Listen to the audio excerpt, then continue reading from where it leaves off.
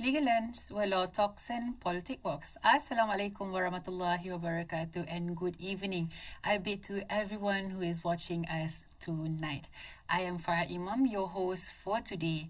Welcome back to another episode of our Season 2, Episode 4 for Legal Lens, where we, in each and every single episode, will bring to you guys everything that is legal related, and all that we talk about on each episode is nothing but law. So for today's episode, I would love to open our episode for today with a little disclaimer that this episode is that we are talking about domestic violence. Domestic violence is a very bad thing, and it's in the rising, especially in today's world, and it's very, very dangerous, be it towards a female or a male. So if any of you guys have known or related to a case when it comes to domestic violence, please do not forget to stand up and always speak up your voice for the safety of you. So with that being said, our episode for today is Love Shouldn't Hurt, the crisis of domestic violence. And for today's episode, I bring to you guys a very, very prestigious guest, which I am very much excited to introduce her because she is also very famous out there in social media. So let's not forget. And let's introduce to you guys the one and only Sister Noreka alias Fatini binti Rosli. Okay, she is an advocate and solicitor of the High Court of Malaya, and she is also an influencer where she also talks about law. And her TikTok and IG handle is Eka Alia, if not mistaken, right? Correct. So, how are you doing, sister? Alhamdulillah, doing fine so far, except for working life. I see. So I'm pretty sure you are a little bit stressed out, but I hope that you are feeling very, very well today. Inshallah, it's Friday night and tomorrow is weekend, so all good. Yes, after this live, then you can rest as much as you want. Tomorrow is Saturday. Okay, so to lighten off your mood a little bit, to make sure that you're not really stressed and everything is all well and nice, right? We are going to play a little game. Okay. If you notice, in front of you, there are 3 boards. One is red coloured, yellow coloured, and green coloured. So I'm pretty sure, maybe you can hold it up and show it to the camera. So we have green, yellow, and red. And I'm pretty sure this reminds you guys of a traffic light, correct? So what we are going to do today is that we are going to play a little game. I will give you a short statement, a scenario lah. Okay. And you have to rate the intensity of that scenario. Okay. So for example, if it's a healthy behavior, then you have to show green. Okay. If it's a so-so, 50, not so sure, you can put out yellow. And if it's a bad, unhealthy behavior, you can point out red. Okay. So for example, I love talking bad about my friends. What?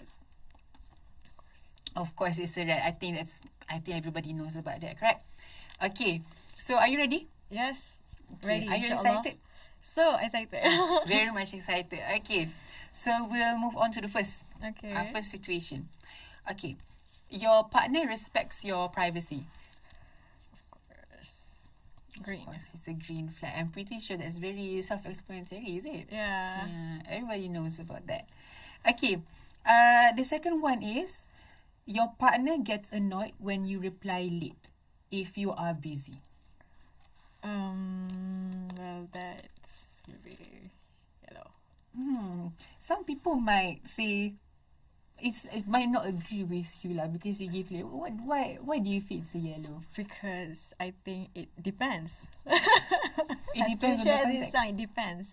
I mean, it's subjective. Sometimes some people have emergency, so they call and they need you to attend immediately. So you cannot be busy all the time. So the busy person has to be responsible as well to their partner. So have that happened to you? Nope. I just hearing from my friend's story. Oh, okay. So I'm pretty sure your friends also face things like this. So if they're watching this, I cannot give them red. I understand. Okay. The third question is, your partner says, I'm joking after hurting your feelings. Okay. Red flag. Most definitely. Yes. Have you ever had an experience or like had heard stories about something that happened inside of that? Just like that?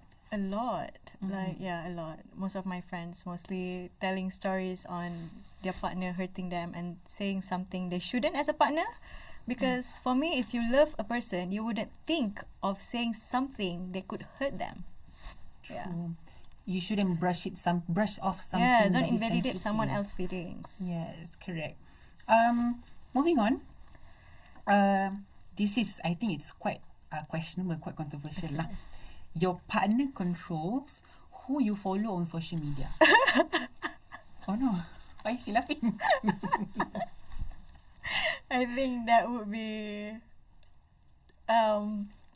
It depends. Yellow light. Why so? because well, it depends, because I think as a partner sometimes, okay, for example, you, Farhad, if your partner follow someone showing abs, showing abs, your girlfriend showing abs and whatnot, would you consider like, oh, it's fine, just abs, and then I keep liking all those ab photos? Would you be fine? That would be, I don't think so lah. Yeah. It's about respecting your partner's feelings. Exactly. Yeah. Thank you. Okay, now the fifth question is, your partner, okay, I think we can agree together lah. Your partner remember the little things that matter to you. It's Okay, green light. Okay, Yeah. I think that's very much self-explanatory. they have to remember. Of course. Yeah. If you love someone, of course you have to Yeah, you remember everything about them. Okay, very well. I think that's all for our game Okay. for now. So I would like to play this game much more with you, but we'll find other questions and another time and play with you. Okay. Alright. So for this next segment, I want to talk about you. Okay. Okay. So if you guys are well aware, Sister Noreka has celebrated her 3rd anniversary towards her admission to the Malaysian bar Yes. a week ago. So kudos to her lah. It's been 3 Alhamdulillah. years for you to become a lawyer, Yes, right? it's a tough period, but Very yeah. tough. We understand. Overhead legal lens, we understand. Okay. Can you tell us about your background, your experience, that journey, that tough journey that you faced? Okay, first of all, Assalamualaikum. Hi, my name is Noreka Alia Fatini binti Rosli. Yes, I know it's a long name, but people usually call me Eka or Ekalia. Currently, I'm working as a legal associate at a legal firm in KL, 𝒘𝒊𝒕𝒉. Mostly my bosses and managing partners graduated from UIAM. So I kind of quite familiar with UIAM. And Alhamdulillah, previously I had the opportunity to explore few other roles, which is I work as a legal researcher at Parliament, in Parliament. And then I was also had the opportunity to work as a private secretary to a deputy minister at Ministry of Women, Family and Community Development. And experience as work as legal aid department. I think at legal aid department I had the real community legal exposure, and since I love to explore and sharing all this good stuff, I've been sharing on social media like you mentioned before, and that is why also I'm here to discuss on a very important topic, which is domestic violence. I see. Okay, so you definitely have a lot of experience under your belt, and out of all those experiences, what do you find most meaningful about your work as a lawyer? Okay, meaningful as a lawyer. If there is one thing I always remember and bear in mind as working in a legal practice, in a legal profession, Farhad, no matter which position you are. You can be magistrate, you can be judges, you can be lawyers. We need to remember that for us, it is just another file, another case, another legal bill. But for those people, the defendant, the plaintiff, the victims, it's their whole life. Yeah, and then the second one is, of course, since I am the only person in the family who works in legal profession, I think I love how I get to contribute myself in, inshallah, so many ways to make sure they stand up for themselves, they talk and speak and know their legal rights. So I'm pretty sure you have faced a lot of cases, and those cases has definitely impacted you in ways, right? So briefly, what were the most challenging case for you? Challenging case, I think I've experienced, I'm very much a person relates to family, so I kind of affected when it comes to family matters. I think my experience with legal aid department, I handled this one case where the woman has no one, and they come to file cerai, they come to file for divorce, but ended up things keep going and backward, and it is a hard time for them. So that's where I think my challenges as a lawyer lah. We need to see them, and then we carry the weightage, the emotional weightage home. Yeah. Okay, I see. I'm pretty sure that whatever that has been stated by you is definitely something that is much more very related to our topic for today. But before we dive deeper into our topic for today, how about we sit down and take a rest first, and we will come back to you guys after this short commercial break where law talks and politics walks.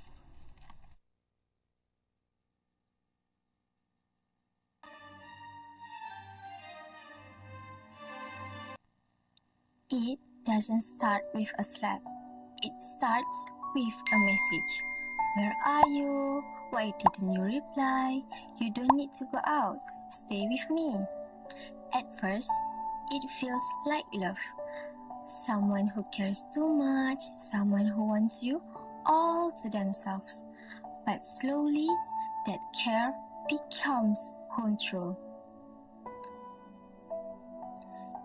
They tell you what to wear, who you can talk to. They say, I only do this because I love you. The calls turns to shouting. The love turns to threats. And one day, the person you trusted most becomes the one you fear the most. These are not signs of love. They are red flags, warnings that should never be ignored. When someone uses fear to keep you close, that is not love, it's control. When someone isolates you from everyone, that is not care, it's power. Know the signs: jealousy, possessiveness, isolations, threats. If you see these red flags, don't wait. Reach out. Talk to a friend, a teacher, a counselor, or someone you trust. Love should give you freedom. It should make you feel safe, not small. See the red flags before love turns into pain.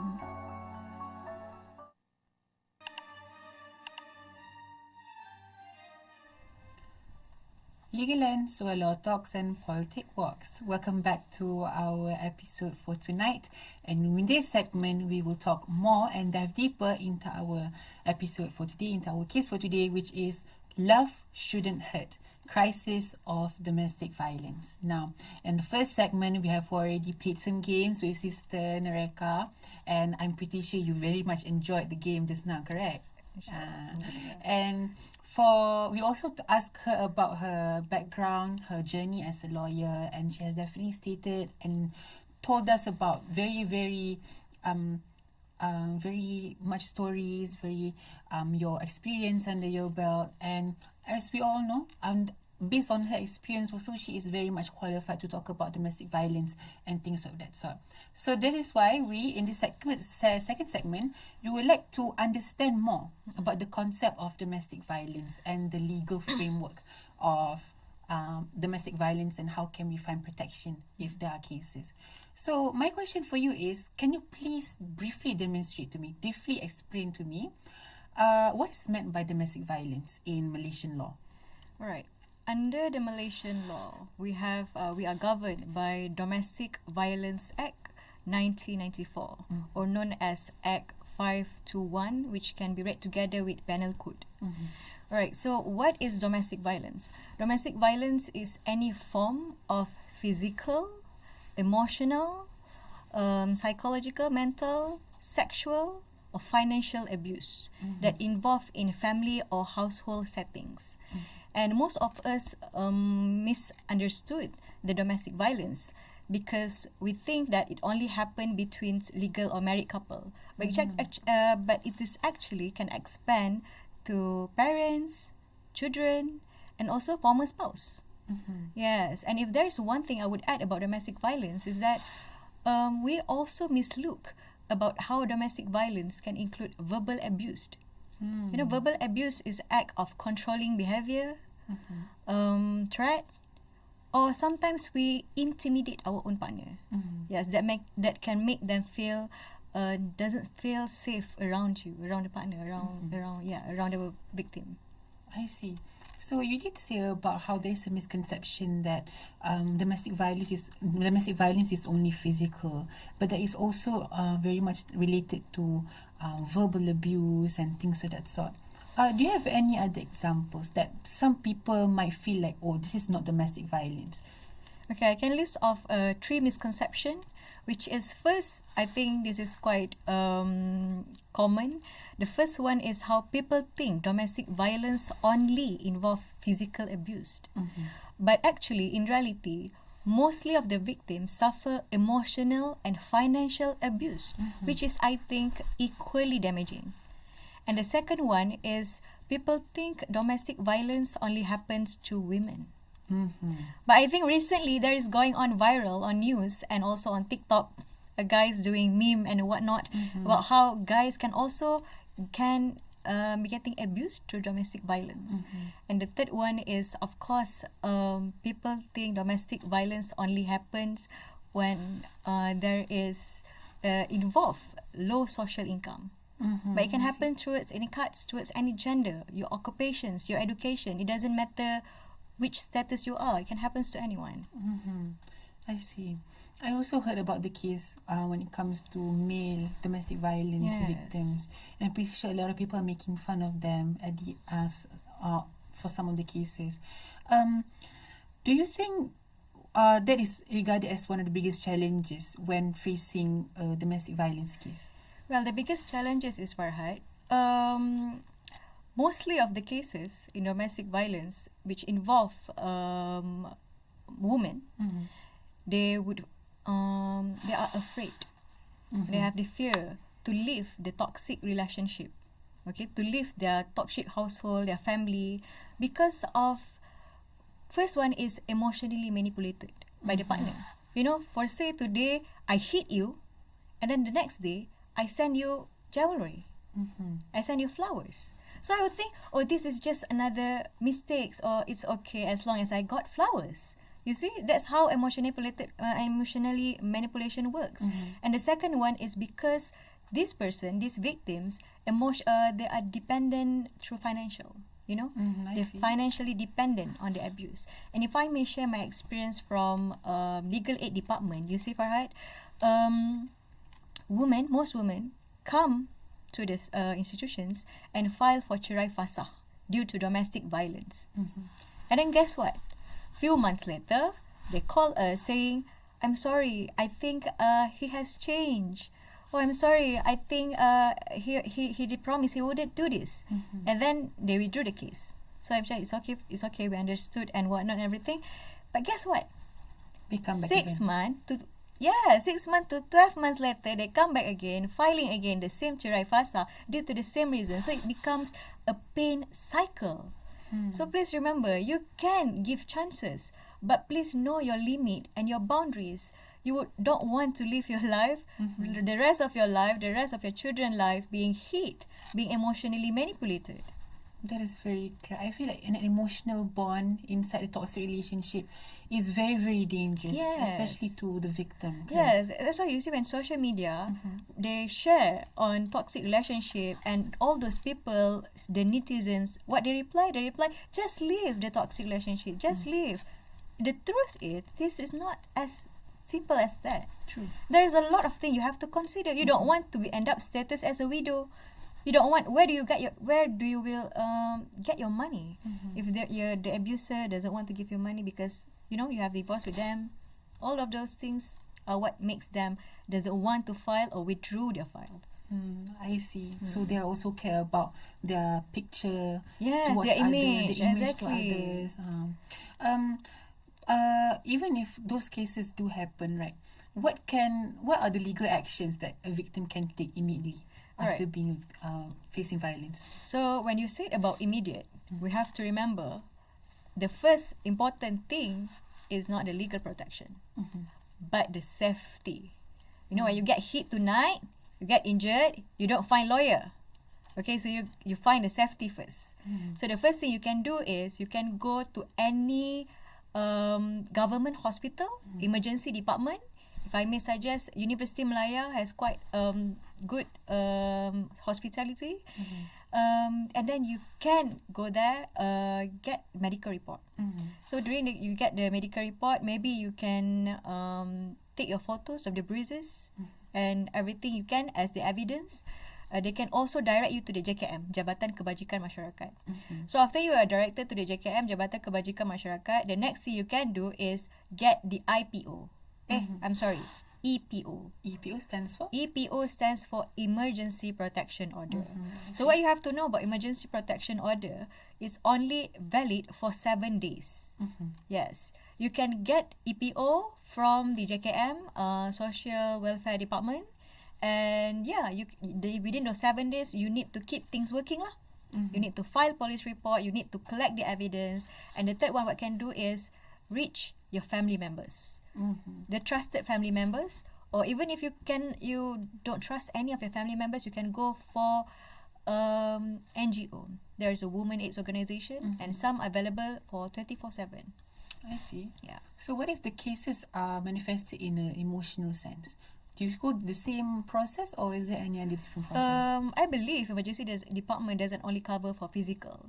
They also provide counselling, psychiatrists. So I think it can be the same procedure, but emotional and trauma is something we cannot see. But when you go to psychiatrists, I think they can diagnose you and see or you can prove them and show them your text messages, voice recording, if you can take it as evidence. But I'm pretty sure that some people, they have this sense of panic, right after being violent, being abused, right? So they always go to the towards the police report to protect themselves. Do you think this is a correct way, or is there any better way? Well, making a police report is important because it's the first proof of the incident that happened. Okay, so you can do that. What I'm suggesting just now is for safety. But if you think like, no, I can hold on to these bruises. People see me, it's fine. I just want to do a police report, so you can do that. And then, but like I said before, that police report is not sufficient to protect you. You still need to get protection order. So when you at police station, what you can ask is for interim protection order. It is different from EPO, because EPO is you get through JKM, right? And it's only valid for 7 days. But what's different with the IPO, interim protection order, is that you get it from police, PDRM, which will be working together with JKM, and they will request from court. The same process, request from court. And this IPO will only valid during the police investigation. So it depends on when the police investigation starts, is it? Yes, exactly. I mean, like, there's quite technical process lah, doing the way you need to filing through the filing kehakiman, all this. But the JKM and PDRM will work together to get the IPO for the victims. I see. So I feel like that's a very thorough explanation on how we should face these cases immediately after being facing violence and after being abused. But what about the victim's right and support? That is what we are going to answer after this break. Legal Lens, where law talks and politics walks.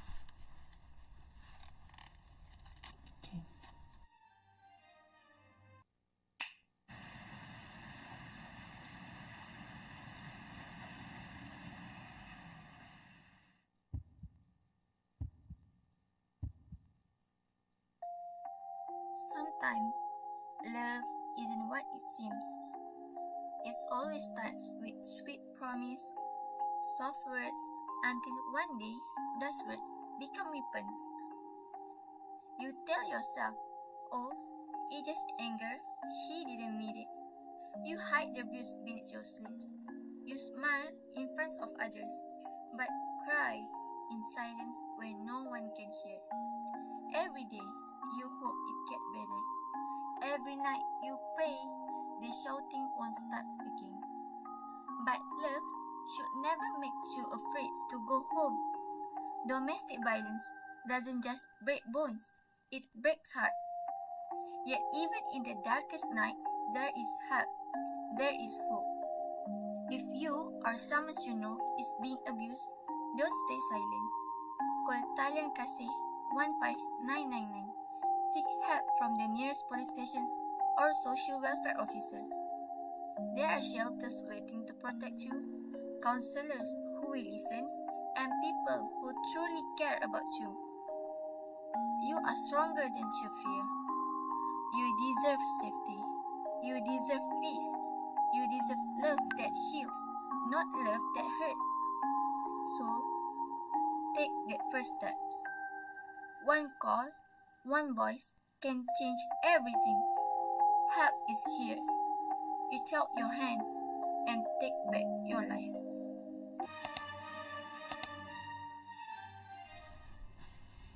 Legal Lens, where law talks and politics works. Welcome back, everyone, to our third segment for today's episode, where we would like to talk about domestic violence.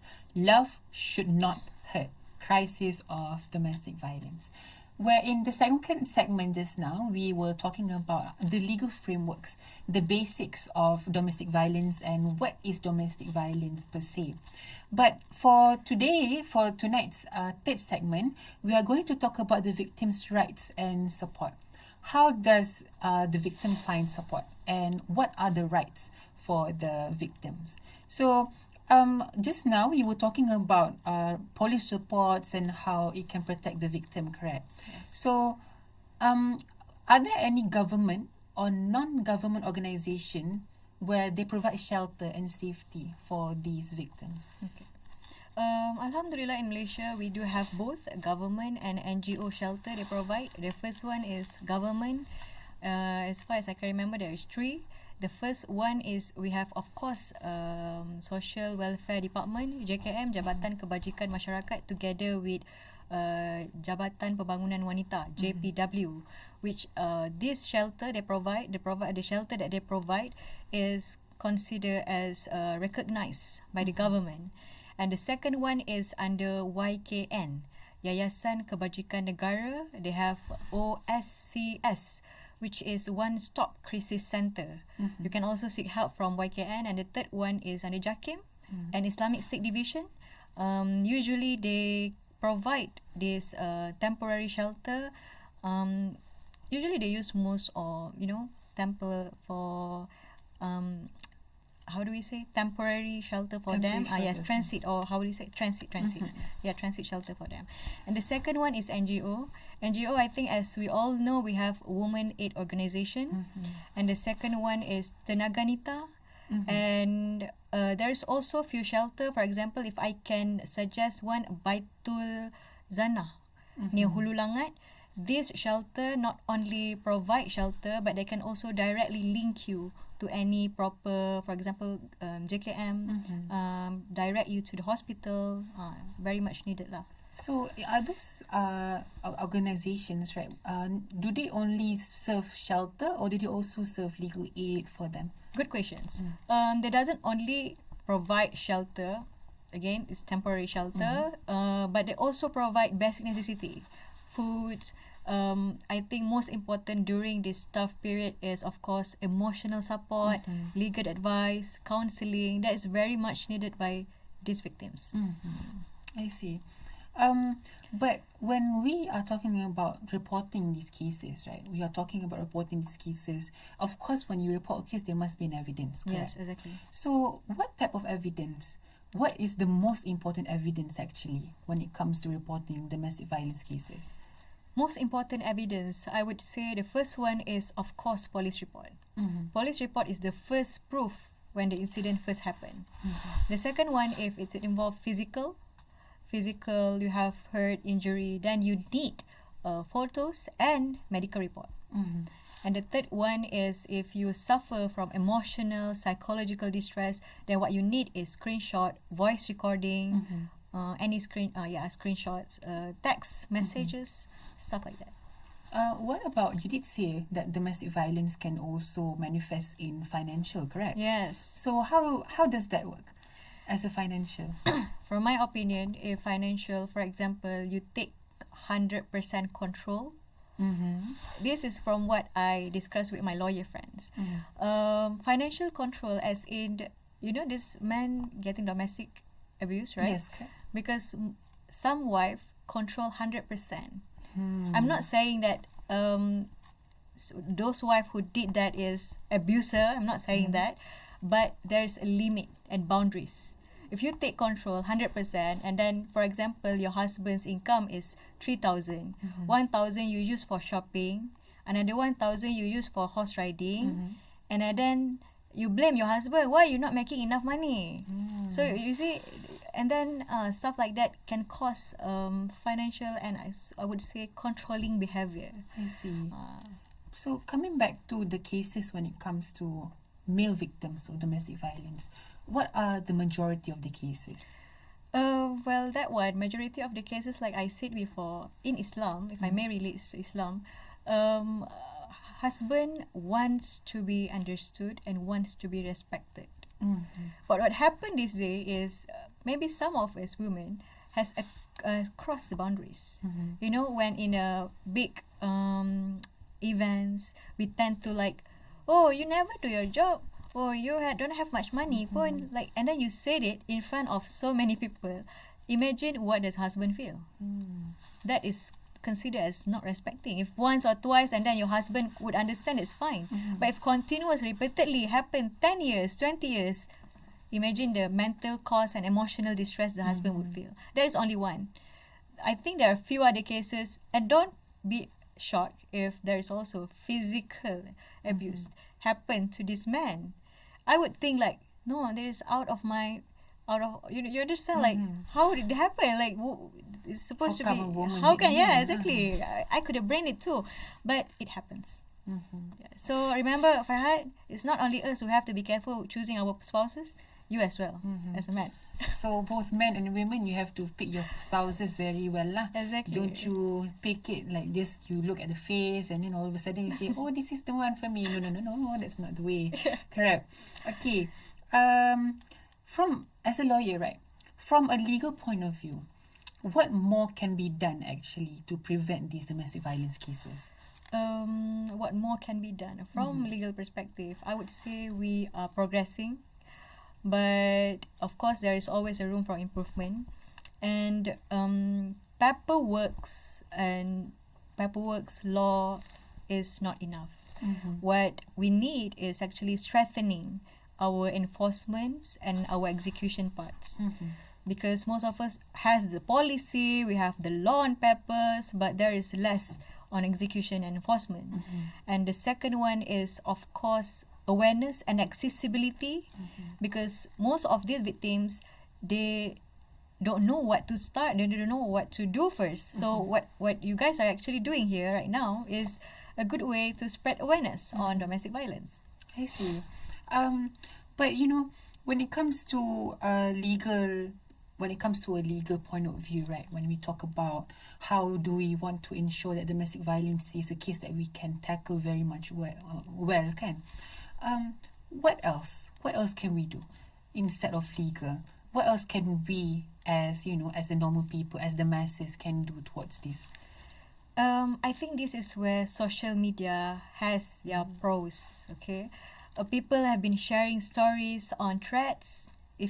Everyone has thread here. You have thread, Farhan? Of course I do. Yeah, of course. I think as someone who loves gossip, we have threads. Oh, So the people who share on threads, Twitter and TikTok, they use this medium and share about, my family, or my family, this family, my father actually hit me for the past 5 years and whatnot.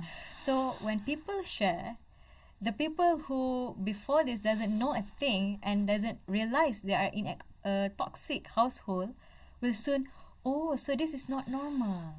So I think sharing on social media platform is a good way for awareness. So people will realize sharing all this stuff, because before the social media existence, maybe less report on domestic violence because people are not aware of it. But now everything is just through hands. You can just click and just can find it on TikTok, Twitter. Everything is accessible. So a good way is social media. But some might argue and say that when you report these cases on social media, it can lead to defamation.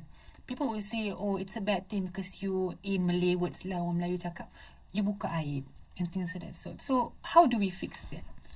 Okay, social media is, once you share your things on social media, you have to remember it's for everyone. Okay, when you decide to share one thing on social media, everyone will have access to it. Everyone can use to talk about you, to judge you from whatever you post on social media. This is where, when you want to share things, you need to know what is the necessary things to share and what's not.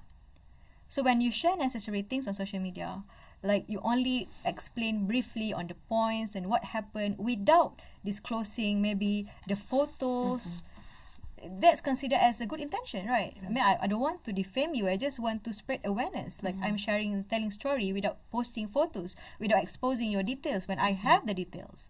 So knowing the boundaries on what to share, limit yourself, know what to share and know what's not. Yes. So media literacy is something that is very important. Yes, very important, very important. I see. But when it comes to exposing these stories, showing it to threads and things of that sort, some people, sometimes they don't want to do it because they are scared. And I feel like that scaredness that comes from them is due to people silencing them and other people also being silent. So we can already see that it's like a repetitive cycle, right? Yes, exactly. So how do we break this cycle? Remember when you say and you ask me what's the rules of us as a society? This is where your rules come. All of us need to have this empathy and compassion when it comes to other people's stories. You don't sit in their shoes, so you don't know. You cannot judge them, right? If you ask me, nobody wants to be in toxic relationship. Nobody wants to get married, end up to divorce. No one wants to have an abusive parents. Nobody wants it, right? But sometimes fate has other plans for you, and sometimes people change. Maybe for the first, during you're in a relationship, you have a good things, and he doesn't hit you. The person looks normal. And up 10 years later, they change. They suddenly hit you. When the first hit was very good, they keep on hitting you the next day. So people change. So what I can say is nobody wants it. So what we need as someone who doesn't experience it is to have a little empathy and compassion, understanding them instead of judging. I don't understand why you leave the relationship. Be understanding and be there for them. Say to them, encourage them, like, this is not your fault. It's fine. So what you need is to do what's next. Report, JKM, like we discussed before. So definitely the most important thing when it comes to these cases is empathy and compassion. So definitely empathy and compassion from both parties is very much important, because we definitely know that with this empathy we are able to finally oppose this case and break the cycle together. Now, I think we have come to an end to our episode for today. I want to thank Sister Noelka so much for telling us and exposing us much more on domestic violence. And with that, I would like to promote to you guys not to forget to to follow us on Instagram, Facebook, Twitter, LinkedIn, and TikTok. And I guess that's all from us. Thank you so much for tuning in. Legal Lens, where law talks and politics walks. See you soon.